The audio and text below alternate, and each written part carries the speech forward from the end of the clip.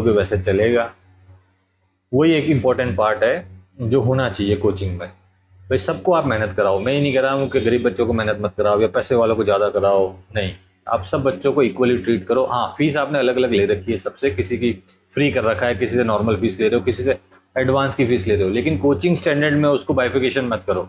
जैसा अब ये फ्री का खेल रहा है तो मैं इसको कम खिलाऊंगा, ये कम पैसे दे रहा है, ये एडवांस के पैसे बहुत सारे दिया हुआ तो इसको इसको 2 घंटे खिलाऊंगा, नहीं, सबको आप बराबर रखो, उनमें भेदभाव नहीं करना है। ओके, ठीक है ना। जो बच्चा मेहनती होगा वो अपने आप ही ऊपर आएगा। ठीक है, टैलेंट आप उसका बाद में देखना। जो मेहनती होगा बच्चा अपने आप ही ऊपर आएगा।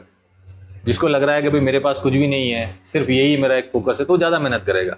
और जो सोचेगा मेरे पास तो सब कुछ है, मैं ऑडी में आता हूँ, है ना, अगर उसके अंदर ये चीज़ है कि मैं ऑडी में आता हूँ, मैं नहीं भी खेलूंगा तो चल जाएगा, तो वो खिलाड़ी नहीं है।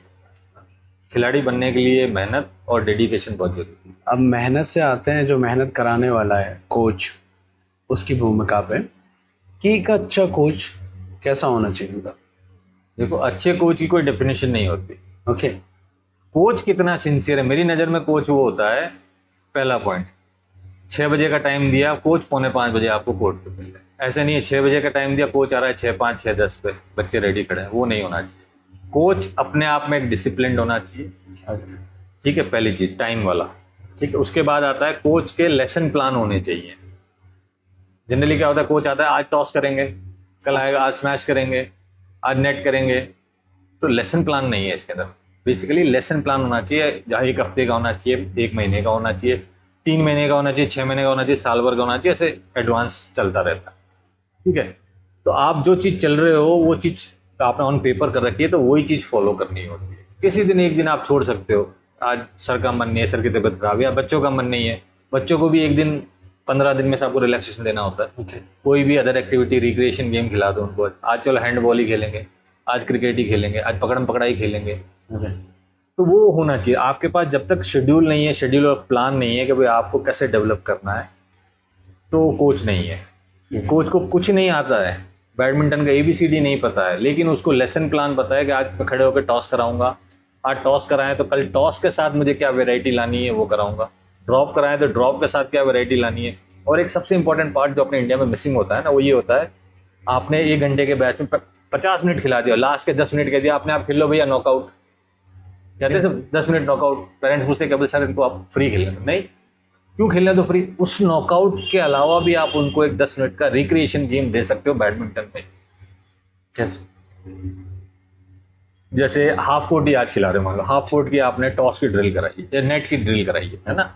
अब उसी नेट की ड्रिल में आपने क्या करा, दोनों को कह दिया भैया नेट पे खेलना है, जो सर्विस कर रहा है उसके पास अपॉर्चुनिटी है, वो लिफ्ट कर सकता है कभी भी, कभी भी लिफ्ट कर सकता है। आप और मैं नेट पे खेल रहे हैं, मैंने सर्विस करी है और मैं कभी भी लिफ्ट कर सकता हूँ। अब मैंने लिफ्ट करी है ना, तो सामने वाले ने अगर 2 स्ट्रोक में पॉइंट ले लिया तो उसके +3 पॉइंट हो गए। ओके, ठीक है ना, नहीं लिया तो 1 ही पॉइंट है। अब उसमें क्या होता है, नेट पे रखते रखते रखते रखते डेवलप होती है, वो सामने वाला रहता कब मारेगा कब मारेगा कब मारेगा, उसके दिमाग है ना। में और मेरे को पता है मेरे को कब मारनी है, जब ये फंसेगा तभी मारूंगा मैं। तो ऐसे स्किलफुल गेम डेवलप करने होते हैं आपके लास्ट के 10 मिनट में। बच्चे बहुत एंजॉय करते हैं इसको, करके देखना कभी।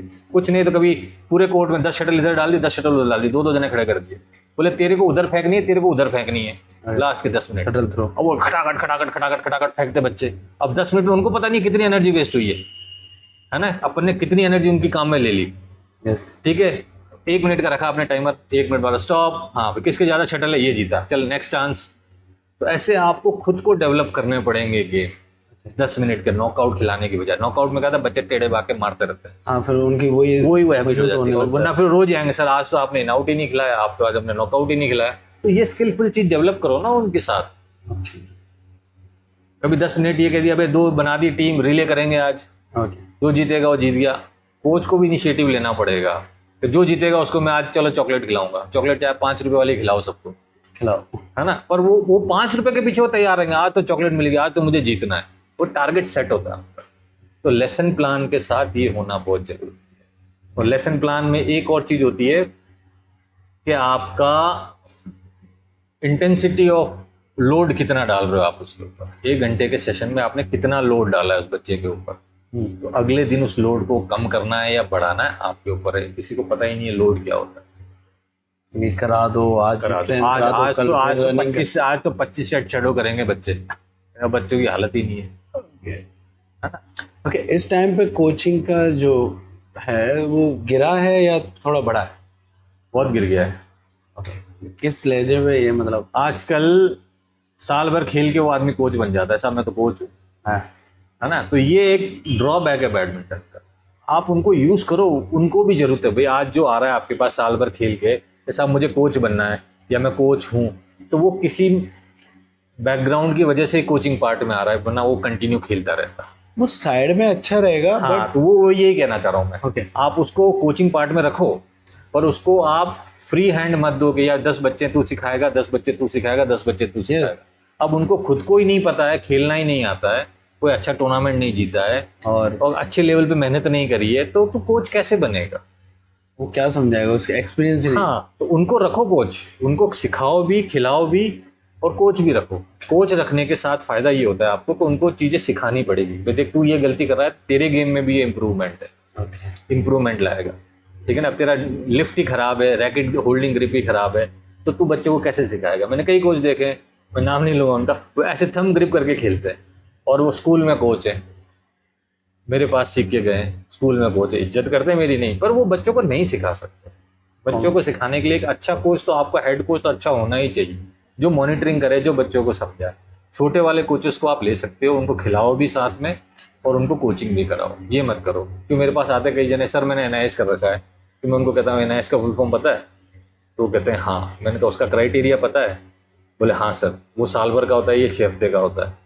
तो मैंने कहा 6 हफ्ते वाला तो कोई भी कर सकता है, तो कोई भी एनआईएस कर रहा मत है। बोलो उसको, एनआईएस मत बोलो उसको, सर्टिफिकेट कोर्स बोलो आप, ठीक है ना। आप लिखोगे रिज्यूम में एनआईएस, अब वो पढ़ने वाला तो सुनेगा यार ये तो ढिला हुआ है। तो एनआईएस का क्राइटेरिया इतना बड़ा है कि आप फुलफिल नहीं कर सकते हो, तो उसको आप वो रखो। आप डरो मत कि भाई मैंने सर्टिफिकेट कोर्स करा है, डरना है क्या? कराया तो कराया। करा तो आप ये मत बोलो उसको साहब मैंने एनआईएस, साहब मैंने सर्टिफिकेट कोर्स करा 6 हफ्ते का। तो सर्टिफिकेट कोर्स में भी तो 6 हफ्ते में भी तो आपने कुछ सीखा ही है, तो आप डरो मत उस चीज से, आप खुल के बोलो साहब सर्टिफिकेट कोर्स करा है, कोई दिक्कत नहीं, पर मेरे पास कोचिंग का 10 साल का एक्सपीरियंस है। वो आपका एक्सपीरियंस ही बोलेगा, एनआईएस नहीं बोलेगा। हाँ, वो इम्पोर्टेंट है, मगर आजकल सब लोग हाईलाइट करते हैं कि एनआईएस एनआईएस जैसी पूछे तब बताएंगे कि फिर पता पड़ता है ये डिस्ट्रिक्ट भी नहीं खेला है, एनआईएस कर लिया है। एनआईएस। आपको ये एनआईएस का जो तो ये 6 इससे क्या week होता है, में- इससे आपका लेवल गिरेगा बैडमिंटन कोचिंग का। ओके, बैडमिंटन कोचिंग का गिरेगा ही गिरेगा लेवल, भले ही आप एनआईएस एनआईएस हो। भाई आप ये- मेरी बात सुनो, आपको टूर्नामेंट खेलना है तो आप कितने साल प्रैक्टिस करके एक अच्छे लेवल पे टूर्नामेंट खेलोगे आप? आराम से है ना? 3 साल तो ऐसे ही आप साल भर की एनआईएस करके आओगे तो आपको सारी चीजें पता है, बॉडी का एक एक पार्ट पता है, कैसे डेवलप करना है, कैसे क्या करना है वो पता है। लेकिन 6 हफ्ते में आपको ज्यादा कुछ नहीं सिखाएंगे, कुछ नहीं, बेसिक बैडमिंटन सिखा देते हैं, बेसिक बैडमिंटन। बेसिक का भी ना के बराबर ही। हाँ, जो आप हैं ऑलरेडी खेले हुए वही चीज, अगर आप 1-2 साल भी खेले हो तो वो चीज सारी आती, तो बस ऐसे सर्टिफिकेट के तौर तो पे आप बैडमिंटन का कोचिंग स्टैंडर्ड गिरा है। इसकी वजह क्या है? इसकी वजह यही है कि आप उन बच्चों को जो कोचिंग 2 साल खेल के आप उनको कोच बना दिया ना, उनको कोच बनाओ, मैं मना नहीं कर रहा हूँ कोच, लेकिन उनको साथ में उनको बोलो भाई तू कोचिंग करेगा 2 घंटे तो 1 घंटे तू प्रैक्टिस खुद की भी कर, तो खुद भी डेवलप कर। यहाँ कुछ एकेडमी वालों का साथ नहीं है, यहाँ एकेडमी वालों को उनका साथ नहीं है। हाँ, एकेडमी वाले क्या चाहते हैं, मेरे 2 घंटे सिखा के चला जाए, मेरे को यही चाहिए, इसको खेलने को नहीं मिले। हाँ, आप उसको भी तो प्रमोट करो ना यार। जो बच्चा 2 घंटे की कोचिंग के लिए आपसे 5,000-10,000 रुपये ले रहा यस, है तो उसकी कोई मजबूरी है या कोई ऐसा फैमिली प्रॉब्लम है तभी तो वो कोचिंग कर रहा है, वरना वो खुद ही खेलता रहता।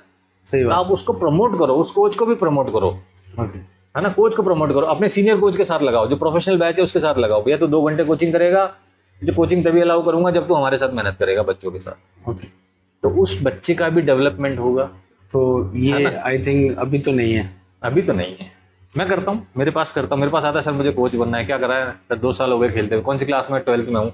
मैंने कहा तो 12th में तो कॉलेज में नहीं खेलेगा सर, वो देखता हूँ। मैंने नहीं, तो कोचिंग करने में कोचिंग कराऊंगा, पर ये है कि मेरा वाला जो प्रोफेशनल बैच चल रहा है उसमें तुझे खेलना भी ओके, है ना। वो झिझकता है थोड़ा सा कि मुझे कम खेलना आता है, पर ग्रेजुअली सारे सीख जा। ओके, अभी कई बच्चे ऐसे हैं मेरे पास जो मेरे पास कोचिंग करते थे और मेरे वाले बैच में खेलते थे, आज बहुत अच्छी अच्छी स्कूलों में कोच है। तो अब आते हैं, क्या ज़्यादा कॉमर्शियल होने पे थोड़ी क्वालिटी में कमी आती खेलने में? बात वही आती है भाई, आपने एक एलन इंस्टीट्यूट चला रहा है, एक छोटा इंस्टीट्यूट चला रहा है, तो जरूरी नहीं है कि छोटा इंस्टीट्यूट खराब है, छोटा इंस्टीट्यूट भी अच्छा हो सकता है। ओके, है ना। बस वो है कि आपके कोच होना चाहिए। और एक चीज मैं बच्चों के लिए भी कहूंगा कि आप बार बार कोच स्विच मत करो। सर्टेन लेवल पे पहुंचने के बाद स्विच करो आप कोच को। क्यों? उस कोच को ही पता है आपकी, उसने आपको जीरो से खिलाया है, उसने आपको स्टेट चैंपियन बनाया है, उसको पता है आपकी। वो कोच अपने आप ही कह देगा कि भैया अब मेरे बस की नहीं है, तू आगे जा। बच्चे क्या होते हैं, एक दूसरे की देखा देखी, पेरेंट्स की देखा देखी, पेरेंट्स भी आपस में बात करते हैं, अच्छा तू वहाँ सिखा रहा है, अच्छा अच्छा इतनी अच्छी कोचिंग होती है तेरा बच्चा तो बहुत। अरे तो उसका बच्चा अच्छा क्यों खेल रहा है, उसका रीजन ढूंढो पहले, है ना। कोच स्विच करने से कुछ नहीं। आज एलन में पढ़ाओ, रिजल्ट नहीं आया तो तुम कल से पूजा बंसल क्लासेस में पढ़ा दोगे, तीसरे नहीं आया तो आकाश में पढ़ा दोगे। रिजल्ट आना होगा तो एक बार में ही आएगा। एक सर्टेन लेवल पे पहुंचो आप, फिर आप कोच ही आपको बोल देगा कि नहीं भैया आप मेरे लिए बस है, तेरे बराबर का मेरे पास कोई बच्चा नहीं है, तू गोपीचंद एकेडमी चला जा, तू वहाँ चला जा, तू वहाँ चला जा, कहीं भी चला जा, प्रकाश सर की एकेडमी चला जा। पर पेरेंट्स की आजकल वो है कि जल्दी से जल्दी रिजल्ट चाहिए। साल भर में मेरा बच्चा चैंपियन बन जाए, ऐसे नहीं बन सकता। आप 10वीं कितने साल में करा रहे हो? 15 साल की उम्र में करा रहे हो। तो 15 साल आपने पढ़ाया तभी 10वीं के लिए तैयार हुआ है। 10वीं के बाद आपको सब्जेक्ट दिलाना है तो आप सोचते नहीं यार इसको डमी स्कूल में डालूं, इसको एलन भेज दूं, इसको वो भेजे। आप पहले थोड़ी सोचोगे, 8वीं में 7वीं में थोड़ी सोचोगे डमी करा दूं, एलन भेज देता हूँ। सबसे बड़ी गलती पेरेंट्स की और बच्चों की है।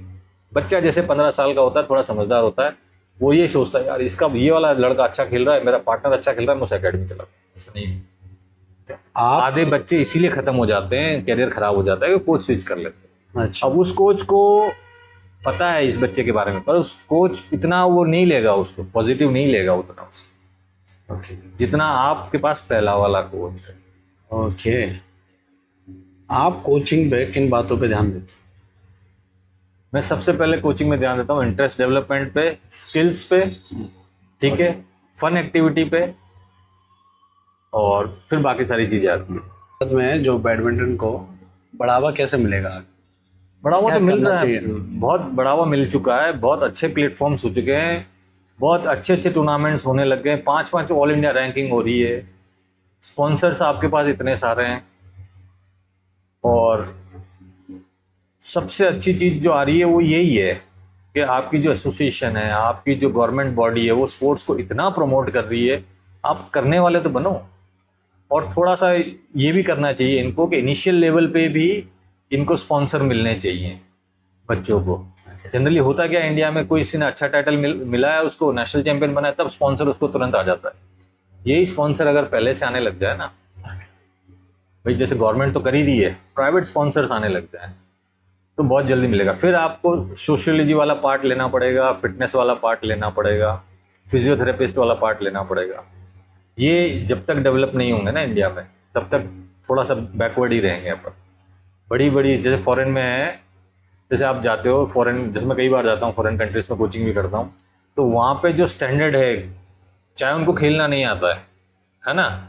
अब जैसे मैं मॉरिशस कोचिंग करता था तो वहाँ पर खेलना नहीं आता है, पर उनके पास फैसिलिटी इतनी अच्छी है ना कि फिजियो भी है, सोशियोलॉजिस्ट भी है, और एनालिस्ट भी है। एनालिस्ट अपने पास है ही नहीं आजकल, अभी भी नहीं है एनालिस्ट। अब जो इंडिया कहीं पे भी नहीं है कहीं पर भी नहीं है। इंडिया टीम के साथ इंडिया कैंप में एनालिसिस होते हैं, ओके, है ना। बाकी कहीं भी नहीं होता, स्टेट बॉडीज में नहीं होते। सर एनालिस्ट होना एक जरूरी है, वो आपका डेटा तैयार रखता है। आजकल ये काम कोच ही कर रहा है, एनालिसिस का काम कोच ही कर रहा है, लेकिन एनालिसिस एक अलग होता है जो आपकी फिजिकल ही बता। हाँ, जो आपकी फिजिकल में बताएगा कि भाई तू, मैं चाइना गया था कोचिंग करने, तब मैंने लिंडन को खेलते हुए देखा था, ओके, है ना।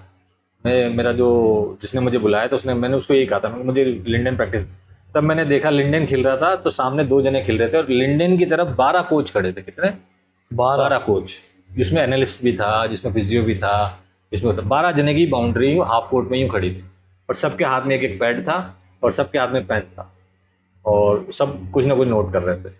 फिर मैंने उससे कहा, मैंने कहा एक से किसी से बात कराना, तो उसको चाइनीज ट्रांसलेटर था मेरे साथ, उसने उससे बात करी तो बोले 12 जने खड़े हैं, वो 12 जने कोच नहीं है, ओके, है ना। उसमें एनालिस्ट भी है, उसमें फिजियो भी है, उसमें ट्रेनर भी है। तो जो ट्रेनर का काम है वो ट्रेनर का काम कर रहा है, जो कोच है वो, अगर कोई कोच है वो फॉरेन एक्शन देख रहा है तो सारे फॉरेन एक्शन ही देख रहा है, टॉस वाले, अच्छा ये नोट कर रहा है वो, ठीक है। एक जना फुटवर्क देख रहा है तो फुटवर्क ही देख रहा है उसका, एक जना बॉडी बैलेंस देख रहा है तो बॉडी बैलेंस ही देख रहा है। वो एनालिस्ट की पूरी एक टीम हो जाती है, आप तब चैंपियन बनाया। तब चैंपियन बनाया जाता है। ओके, आपको क्या लगता है सरकार और प्राइवेट को, सेक्टर को कुछ करना चाहिए खेलने के लिए? नहीं, सरकार तो कर रही है, मैं सरकार से तो बहुत हैप्पी हूँ, सरकार तो बहुत कर रही है। कैसे कर रही है सरकार? सरकार आपको सब जगह फंडिंग कर रही है सेंटर्स में। वो बात अलग है, सेंटर्स में कुछ करते हैं कुछ नहीं करते हैं। वो इम्पोर्टेंट है ना, ग्रास रूट पे आना चाहिए। वो भाई, कैसे आएगा? वो तो सरकार देखो, आप खुद ईमानदार हो जाओ, आदमी खुद ईमानदार हो जाए ना, ओके, बस तो फिर कुछ कहने की जरूरत ही नहीं है। आप अगर आप अपना काम ढंग से करने लग जाओ, आप ईमानदार हो जाओ, आप अपना काम ढंग से करने, आप रोज जाके घर पे खुद को सवाल करो कि भाई मैंने आज जो मेरा काम था मैंने काम करा कि नहीं करा, बस हो गया। जो भी अच्छी कंट्रीज है, आप जापान ले लो, नॉर्वे ले लो, आइसलैंड ले लो, छोटी छोटी कंट्री है ये, इनका देखो तो सही आप कल्चर क्या है। सेल्फ खुद ही है, पानी का नल खुला है तो जो निकलेगा वो बंद कर जाएगा, अपने हाथ खुला है तो चार जने निकल जाएंगे, बंद नहीं करेगा। अपन बोलेंगे यहाँ कचरा नहीं डालना, सबसे ज्यादा कचरा वहीं डालेंगे। सिविक सेंस नहीं है। सेंस नहीं है। अपने पढ़े लिखे हैं सब, मैं नहीं कर रहा हूँ पढ़े लिखे नहीं, पढ़े लिखे हैं पर पढ़े लिखे गवार है सब।